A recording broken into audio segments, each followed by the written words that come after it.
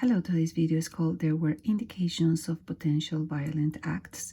Today is November 15, 2022. This is the recap from yesterday, day 22, November 14, 2022, for the public inquiry to the federal government for invoking the Emergency Act on February 2022. Very likely this will be my last video. You're going to see that the endless amount of lies, as point number 4 shows, is just incredible. The agenda for today's overview, today's witnesses, my point of view, and endless lies. As we know, we're doing the daily summary of the testimonies in this inquiry that in theory seeks to understand if Justin Castro had valid reasons to invoke the Emergency Act on February 14, 2022. We know, based on the witnesses that we have heard and multiple sets of evidence, that this is not the case. He didn't have any valid reason to invoke, and today we're going to hear from the intelligence that this is the case. And the second part was to try to understand if that the powers that were used by the federal government exceeded the scope granted by the act. Well, if the act was not valid, obviously everything exceeded, and clearly we're going to hear more and more from the evidence that that is the case. Based on the findings, the lead commissioner is supposed to put forward a recommendation in English and French by February 2023. But at the end of the day, a recommendation is not a set of consequences of negative actions. So a recommendation is just a piece of paper in my eyes, because it's not a trial, and clearly this is not an inquiry. The previous videos can be found on Lisa Plus Research on YouTube, as well as my own website, lisaplusresearch.com, and the original live feed is here shown in the link below. As I said, very likely this is going to be my last video, so you can go here and watch the original witnesses. If it's not an inquiry and it's not a legal instrument, then what is this? In my eyes, it's a public justification of something that wasn't justified. The Emergency Act should have never been called on the citizens. A tool to gather intelligence against the citizens that participated in this convoy. A humiliation tactic to those who seek independence from the mandates, which are not laws. For those of you who have not done this research, I encourage you to do that. A mandate is not a law. Breaking a mandate cannot take you to jail because it's not the law. So clearly anyone who has been jailed as a result of these mandates are actually actions against the law itself. So you can see how convoluted this whole situation is. Most importantly, the level of manipulation that this government is doing against the citizens. And lastly, I think it's a parade of the power of the few against the many, because clearly we're going to see, even from the intelligence information, the very twisted way on which we're being perceived. Today, we had two panels. The first actually was an overview report from the Commission Counselor, and it was framing the need for the Emergency Act. But what is interesting about one of the things that it was not exactly presented this way, but we know is true, is that one of these instruments that is called the Incident Response Group was created in 2018, is presided by this entity, and it's actually so secret that there are no meeting notes. The attendees and the number of meetings are also secret. So you can see where this is going. All this information can be found on the link below. The first two witnesses in the panel of two were Rob Stewart and Dominique Rochon. The objective obviously is to create a fictitious narrative to support the invocation of this act. So here are the titles and also their entitlement. You can see how this is the Minister for Public Safety, Canada, and then this is the Minister for Associate Deputy Minister for the Cybersecurity. And they were talking about certain sets of documents, etc., and then they are calling the RCMP and other entities the federal family.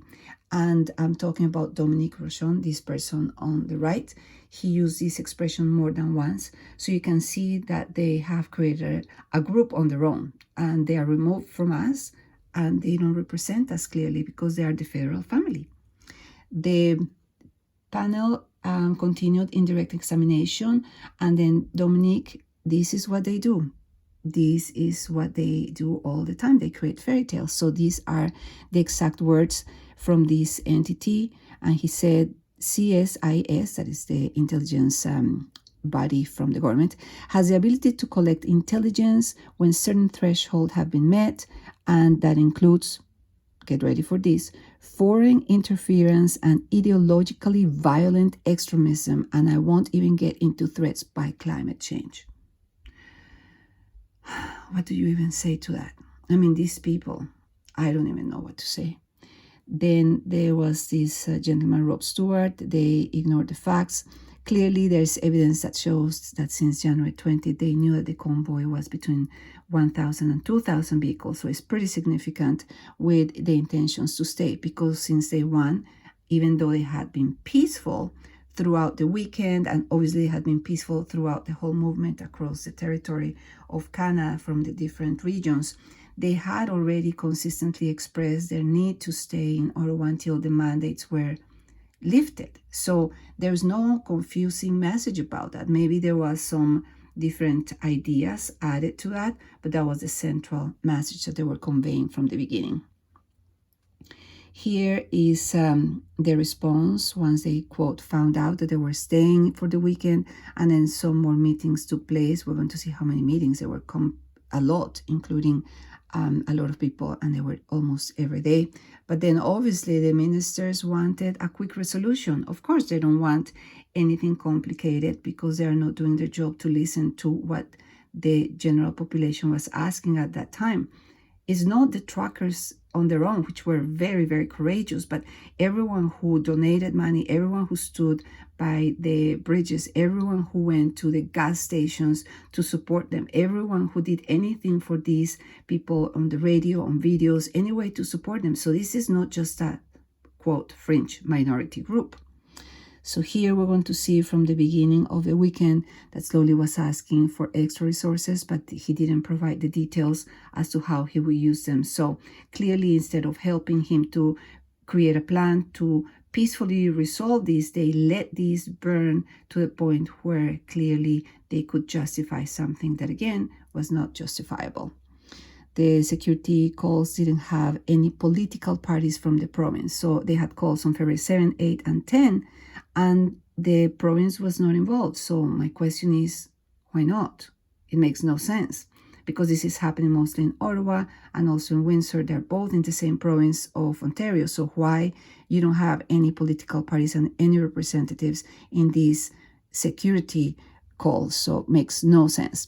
Now, through the whole testimonies, you can hear a lot of acronyms, and obviously there's a lot of meetings between different people, and it just talks about the level of bureaucracy and also the lack of ability to connect with the Canadian needs. This was a movement that united people. Clearly, we hear through testimonies, not in a cohesive conspiracy way, but people were, after 2 years of mandates, they were needing to breathe. And obviously, they're completely disconnected from this reality. They tried to involve CSIS, but CSIS does not investigate lawful protests. So here you can see that they are supposed to investigate when they are activities suspected of constituting threats to the security of Canada, to report these to the government of Canada. But they put in writing, here is the document saying, this is a lawful protest. I don't need to be involved in this. I don't know what to look into this, because this is beyond the scope of my mandate. But obviously they kept on trying this, and this is their narrative. This is the exact words from this entity, Dominic Rojon. We're referring to terrorism and how to track it. Historically, we had a single belief system. Now we have an IMVE environment. He used that short form, so I had to look it online. Here is my visual. So it means ideologically motivated violent extremism. So you even have to learn how to talk with the way they express, because they have created a whole narrative about a lot of fairy tales that obviously don't make any sense. So he talked in evolution of terrorism, and now we look for this type of violence. I'm going to try not to be pulled down. Maybe I'll get pulled down with the words that I'm using. This anti-authority violence, gender-driven violence. What is he talking about? I've never seen anything like that. I went to many protests before Ottawa. I went to Ottawa. I went to a gas station. I have done a lot of interviews with a lot of people on the ground. I did a whole video the day that I visited Ottawa. There's no such thing as this. I live in Canada. I've been here for over 20 years. Nobody talks like this. They are just in a room creating this narrative. I am convinced of that. And then he asked, how do we go and gather information and protect Canadians against these emerging threats? What is he talking about? He's creating this problem. Threats? Violence in a physical manner, or are they thoughts? Because clearly we're not aligned, or particularly I'm not aligned with the government propaganda. So am I also a threat? Am I violent? Why? Because I don't believe in any type of discrimination, because I don't believe this exists. I don't talk like that, and I don't think like that. So I don't understand.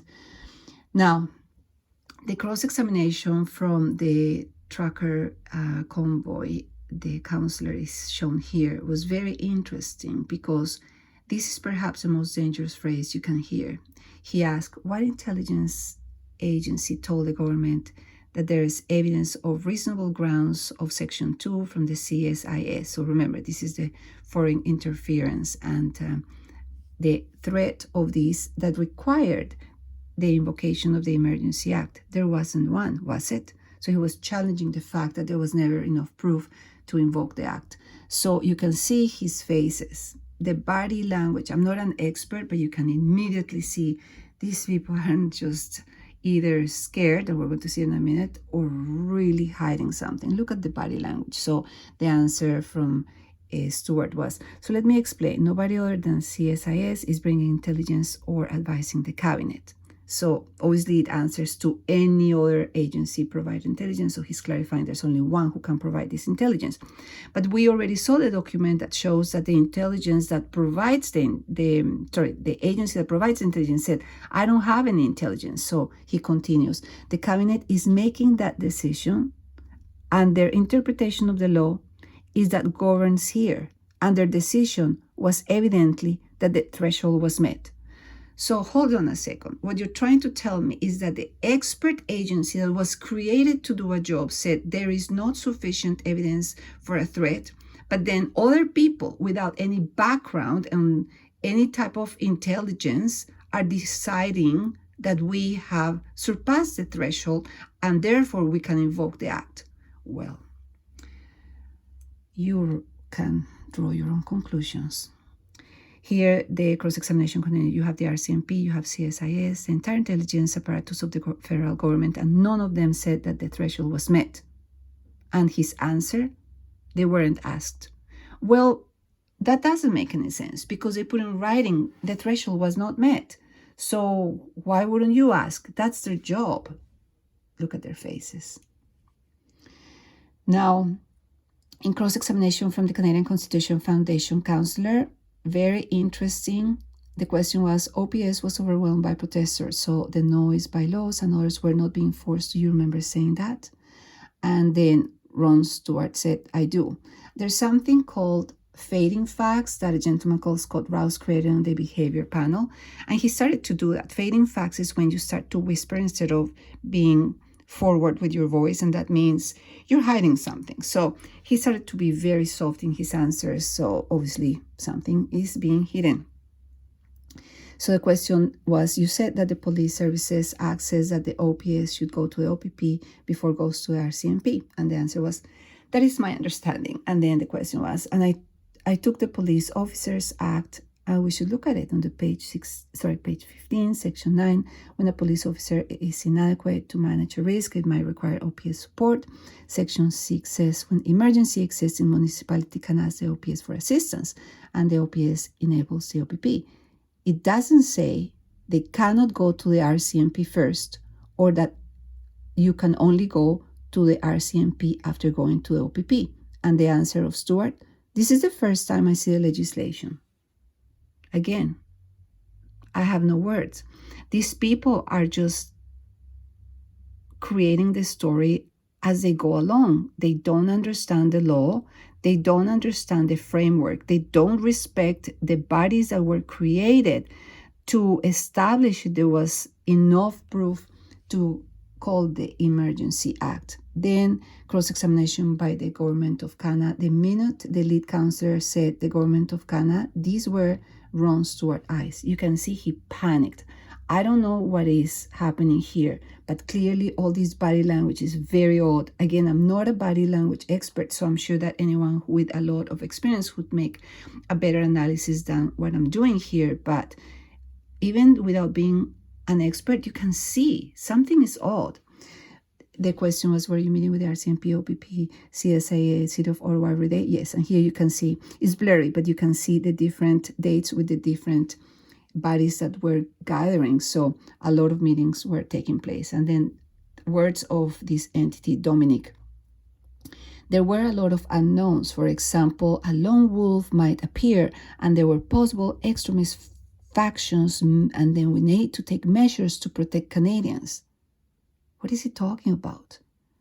In other words, because a group of people have paranoia about one potential person, then the whole convoy was crushed with brutality. That's what you're telling me. I don't know if I can do these videos anymore. This is so frustrating. I honestly get triggered with lies, and these people are lying right, left, up and down. Every minute is a lie. So here we look at the government of Canada counselor continues with his examination, and then Ron Stewart said, violent extremism had moved from abroad to local since 2014. We have significant amount of people, 26 victims, 40 injured in dozens of attacks, often by a lone wolf. So actors with no prior indication would tend to do this. So, okay, so what does that mean? Well, Dominic complemented. Ideological, motivated, violent extremist. I just can't stand this word. It's just so annoying to me. Might feel empowered by the level of disorder resulting from the protest, violent online rhetoric, threats to public officials indicate there's a risk for potential violent acts and lone wolves to conduct terrorist attacks. So, here's the thing. Online can be easily tracked down. Either you have an IPP or you can be tracked down saying, listen, this is clearly somebody who knows how to hide the IPP. So either you're dealing with somebody who's real and then you go and do something about it, or you are dealing with somebody who's not real and then you're creating a story. So these online threats and rhetoric means nothing to me because you are just aiding the story that is clearly false. Here he said there were indications of potential violent acts, and that's the title of my video, because once again you can see how somebody is creating a story in their head and then with brutality they crash the convoy, which is very, very difficult for me to even talk about this. They were engaging online, threats online. Like, who cares? Just go and find the IPP and then arrest the person. And if not, then don't talk about it because it just talks about the inability of you to do your job. And we needed to be mindful that they could materialize at any moment. You sound like you believe in fairy tales. This is absolutely not the way to conduct yourself in a matter so difficult to undo, such as invoke the Emergency Act. Second, witnesses in the panel. Here are the names. Cindy, I can't say this last name, and Joe Martin. These are the roles. And then in the first phrase, when they were explaining what they do, then this lady said, Ukraine was occupied during this period. Is that correct, the Commission Council? Oh, yes. So now they want to start to talk about Russia. I just can't deal with this. Seriously, it's just a lie after a lie every time they want to justify anything they call Russia. And Ukraine, like, how is this related to us and the convoy and our need to revoke all these mandates? My point of view, there are too many layers of people that are not representing Canadian interests. We're paying with our taxes for all these people to sit down and be removed from reality. They're clearly not representing us. A threat in someone's head is not a threat. It was just an excuse to brutalize peaceful protesters. Even the CSIS, that is the body of intelligence creating the government to determine if there was a violation of the status quo and there was a need to invoke the act, it put in writing that that was not the case. And the amount of lies the Canadian public is being told is beyond belief. I know I'm going to go into this crazy rabbit hole, but this is the image of the Canadian Constitution Foundation counselors. So for those of you who have the inclination to do a little bit of research down the rabbit hole, study the male and the female bone structure, and then go back to the original videos. This is just one example, but if you look at every single one of the witnesses, counselors, etc., that have been, except the people in the convoy, of course, that are part of this, as they call, movie, you will see that this is a lie. This is a lie. If you don't know what I'm talking about, you can go on my YouTube channel and watch a video called Switch, SWITCH, Switch, and then I explain everything there. Remember, the Prime Minister does not have an oath of being faithful to us, and allegiance is not to us, but to this another entity. The Prime Minister is not serving us, and what he vowed to do was to keep secret from us all the things that they don't want us to know. He is serving this person. So having said that, I really want to thank you for listening, because I go down a lot of rabbit holes, and the reality is it's becoming increasingly difficult for me to do these videos because it's just lie after lie. So I'll do my best to do another video or two, particularly when the Prime Minister comes to the stand. But other than that, I think that I'm going to stop for a while because it's just very difficult. Thank you so much for listening.